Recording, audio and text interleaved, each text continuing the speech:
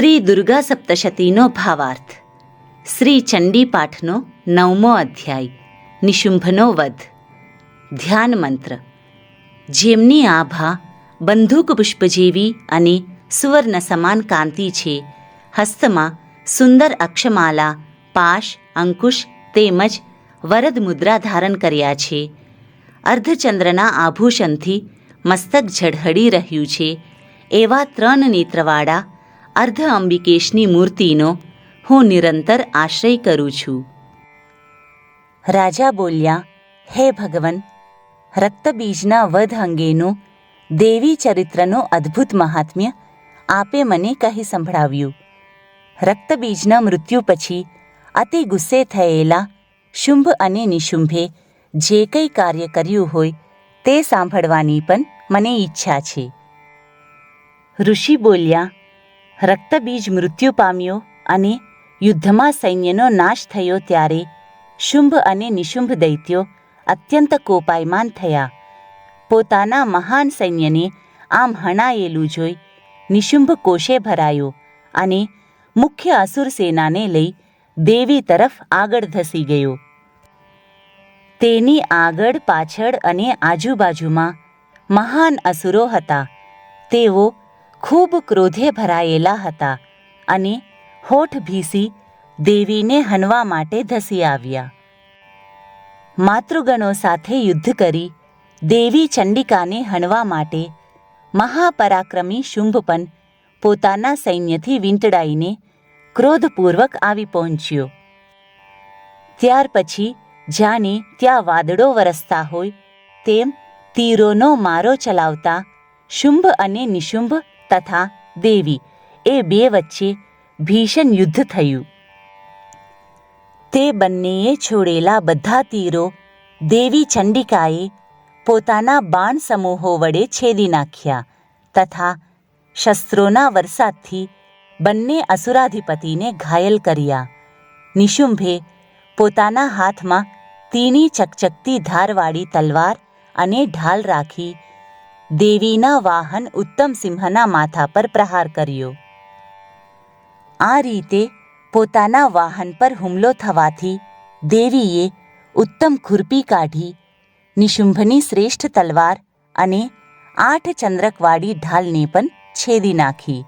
આ પ્રમાણે ઢાલ અને તલવાર છેદાઈ જતાં એ દૈત્યે શક્તિથી પ્રહાર કર્યો, પણ દેવીએ સન્મુખ આવેલી એ શક્તિના ચક્રથી 2 ટુકડા કરી નાખ્યા. ક્રોધથી ધૂંધવાયેલા દાનવ નિશુંભે શૂલ પકડ્યું. એ શૂલને આવતું જોઈ દેવીએ મુષ્ટિ પ્રહારથી એનો ચૂરો કરી નાખ્યો. ત્યાર પછી નિશુંભે પોતાની ગદા ઘુમાવી દેવી ચંડિકા તરફ ઉછાળી, પણ દેવીએ ગદાને પોતાના ત્રિશૂલથી ભેદીને ભસ્મ કરી નાખી. ત્યારે એ દાનવ શ્રેષ્ઠ પોતાના હાથમાં પરશુ લઈને ધસ્યો, એટલે દેવીએ બાણવર્ષા વરસાવી તેને ધરતી પર પાડી દીધો. અત્યંત પરાક્રમી એવા પોતાના ભાઈ નિશુંભને જમીન પર પડેલો જોઈ શુંભ ઘણો ક્રોધિત થયો અને અંબિકાને હણવા દોડ્યો. તે રથમાં બેઠો હતો. ઉત્તમ પ્રકારના શ્રેષ્ઠ આયુધો ધારણ કર્યા હતા. પોતાની 8 પ્રચંડ ભુજાઓ વડે જાણે આભને ઢાંકી દેતો હોય તેવો એ શુંભ વ્યાપી રહ્યો હતો. તેને આવતો જોઈને દેવીએ શંખનાદ કર્યો અને ધનુષ્યની પ્રત્યંચાના અત્યંત દુસ્સહ ટંકારથી સંગ્રામ ભૂમિ ગજવી દીધી. વળી તે સાથે જ પોતાના ઘંટનાદથી તેમને દિશાઓને વ્યાપ્ત કરી દીધી. એ નાદ દૈત્યોની સમસ્ત સેનાનું તેજ નષ્ટ કરનાર હતો.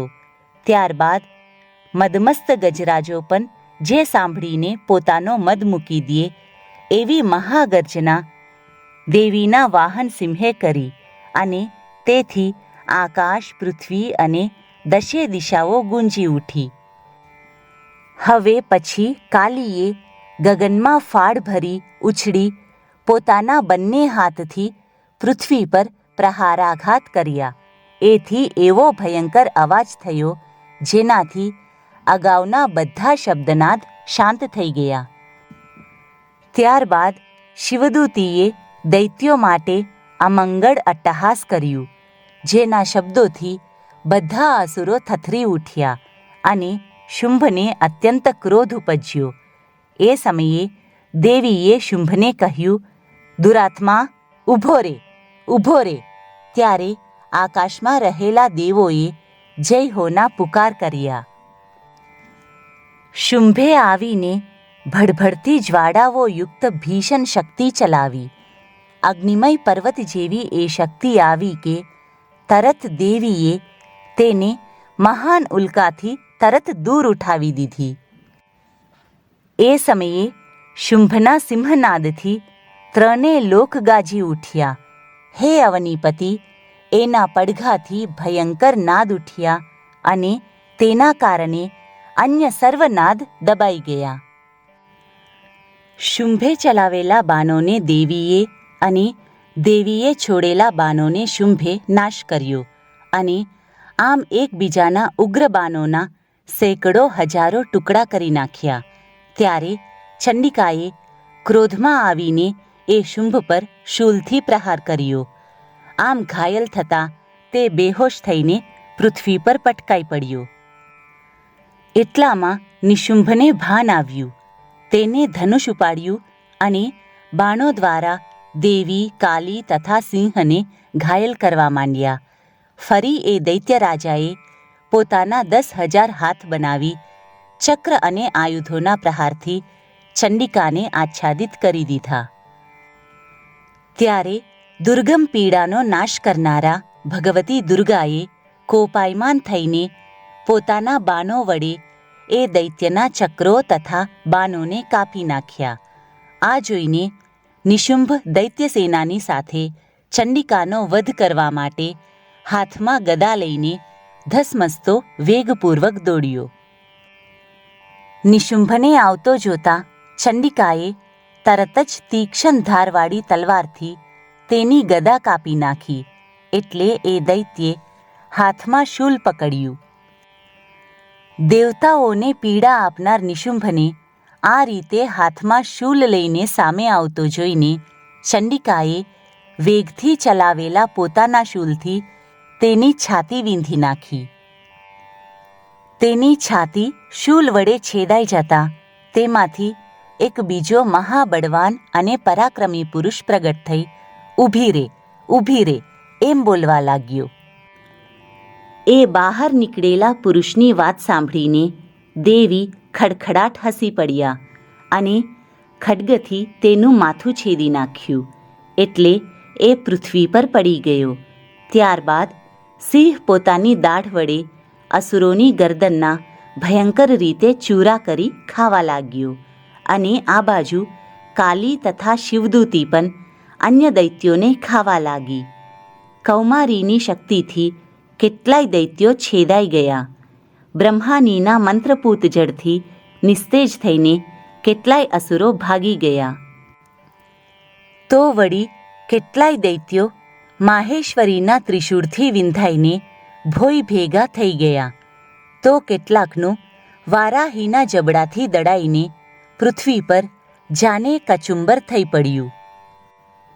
વૈષ્ણવીએ પોતાના ચક્રથી દાનવોના ટુકડે ટુકડા કરી નાખ્યા અને ઐન્દ્રીના હાથે છૂટેલા વજ્રથી કેટલાયના પ્રાણ ગયા. કેટલાય અસુરોનો નાશ થયો. કેટલાક એ મહાયુદ્ધમાંથી ભાગી ગયા અને કેટલાય કાલી, શિવદૂતી અને સિંહના ગ્રાસ કોડિયા બની ગયા.